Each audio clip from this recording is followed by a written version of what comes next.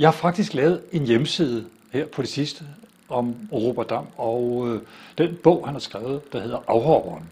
Fordi han i den bog har samlet sig en masse, kan man kalde, han vil nok kalde det data, og jeg vil nok kalde det rygter og alt muligt andet.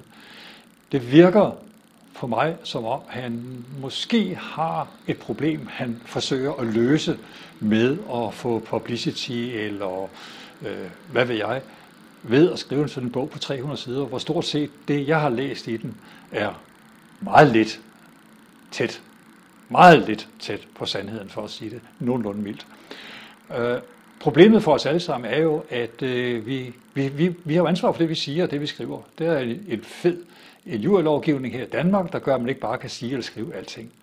Der er desværre ikke nogen lovgivning, der fortæller om, at man skal tage ansvar for det, man hører, eller det, man læser.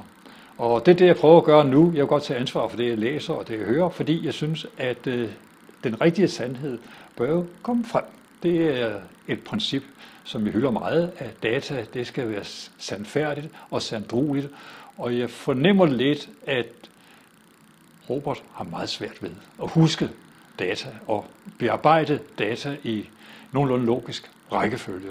Og dem, der læser bogen, de kan jo meget nemt få, hvis de overhovedet gider læse den, den er ikke særlig læseværdig, når det kommer til stykket, så synes jeg måske, når de læser den, at de lige skal have lidt modvægt til at tænke, gud ved, om det nu også er rigtigt, alt det, der står. Fordi så mange mennesker kan vel ikke være interesseret i sådan et emne og bruge det igennem så mange år.